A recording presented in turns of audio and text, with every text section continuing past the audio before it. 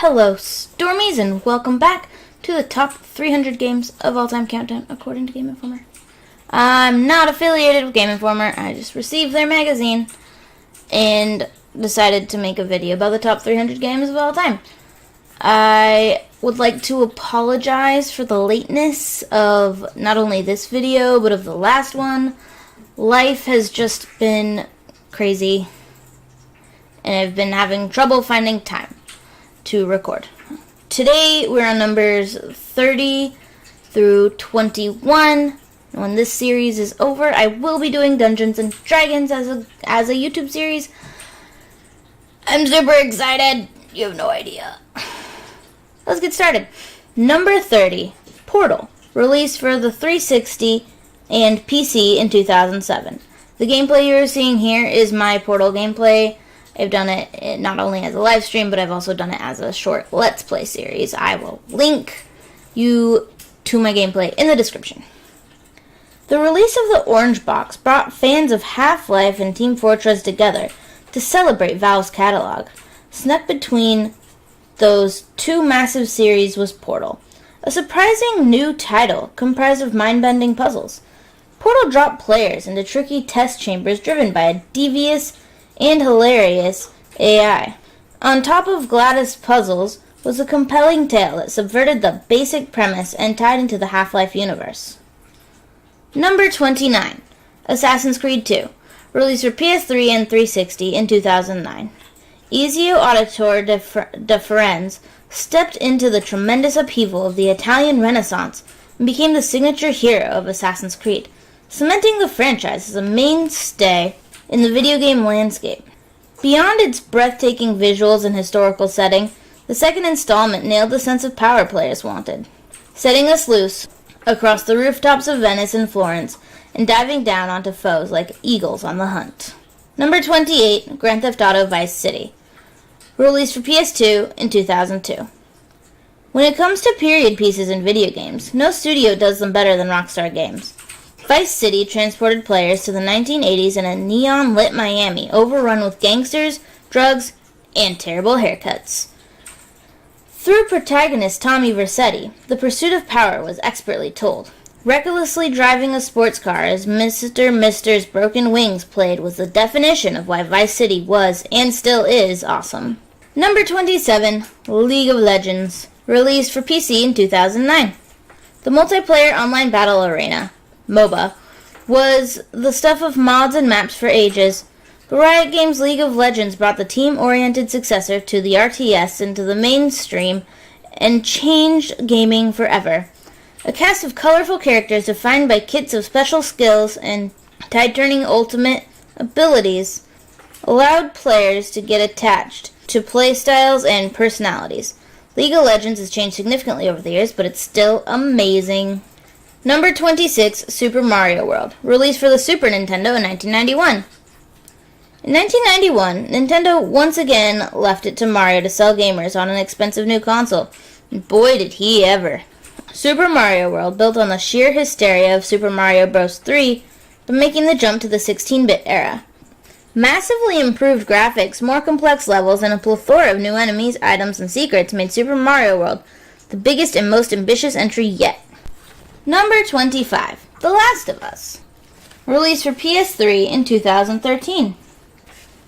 Developer Naughty Dog saw the PlayStation 3 out in style with this gritty take on the zombie apocalypse, featuring brutally intimate combat and a complicated relationship between its unlikely heroes. Joel and Ellie's journey across the country explored survivors' desperation, guilt, and conflicting motives, and was anchored by Naughty Dog's beautifully destroyed world, tremendous voice acting, and an absorbing story penned by Neil Druckmann. The lurid stealth kills and horror tension put players on the edge of survival, further exposing the dire stakes at hand. The Last of Us has cemented itself with gamers, becoming more than just another gory post-apocalyptic zombie title. Instead, it deftly drew on our fears and emotions to deliver a world we never wanted to see, but felt all too real. Number 24, Civilization IV, released for PC in 2005. The highest note in a franchise of incredible 4X explore, expand, exploit, exterminate games, Civilization IV let players embrace the fantasy of nation building through a vast variety of methods and approaches. Whether you wanted to win through cultural influence, the space race, or the classic conquering wheels of war, the options presented were enjoyable and interesting to explore at each and every turn, with the next game right around the corner.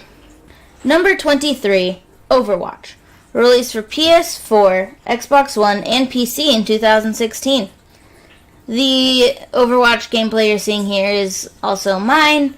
I do a couple of Overwatch videos every now and then. I will post links in the description. Blizzard's hero-based multiplayer shooter hit on all the right notes for millions of players when it launched. Whether you were defending a control point or escorting a payload, a strong sense of team composition and collaboration is necessary. Blizzard not only created a supremely balanced shooter that breached the mainstream consciousness, but it has continually provided new updates and events, giving players ample reason to come back for more. Number 22, Galaga, released in 1981 in arcades. This arcade sequel either refined Galaxian's pew-pew space shooting or made it overly casual, depending on your perspective. Decades later, fierce debate still rages online as to which was the better game. Galaxian established the wave-based shooter, but Galaga made it fun. A critical factor when 25 cents is at stake. It's true that Galaxian required better timing, in large part because only one of your ship's bullets could be on screen at a time. That said, there was something irresistible about Galaga's ingenious risk-reward opportunity. You could allow your ship to get captured by an enemy's tractor beam, and then rescue it with a well-placed shot. At that point, your firepower was doubled, as the liberated ship docked next to your other ship and fired simultaneously. Those aliens never stood a chance. Last but not least for today, number 21, HalfLife II, released on PC in 2004. Valve was formed by a bunch of numbers geeks from Microsoft, but the developer quickly proved it had the knack for making great games with the release of Half-Life. After that, the studio outdid itself and the rest of the industry with the sequel. Half-Life 2 followed Gordon Freeman as he emerged into a world subjected by the technologically superior, multi-dimensional empire known as the Combine. Valve's signature level of polish filtered down into everything from the gunplay to the wild variety of gameplay mechanics that kept the action fresh. Gordon was the classic silent protagonist, but his supporting cast felt like meaningful companions. Meanwhile, the inventive gravity gun made an excellent use of Valve's hyper-realistic physics system. If Valve ever gets around to making a third entry, it has a lot to live up to. Well, that's all for today. I hope you enjoyed. If you want to see me play any of the games, leave me a comment. The music you are hearing in the background is that of my creation, or my husband's creation, using a program called Magic's Music Maker. And I will post links to the gameplay that I already have. And if you want to see more, leave me a comment. And yeah, if you like this content, leave the video a like, maybe subscribe. I upload every day and I live stream every week. I hope I'll see you next time. Bye!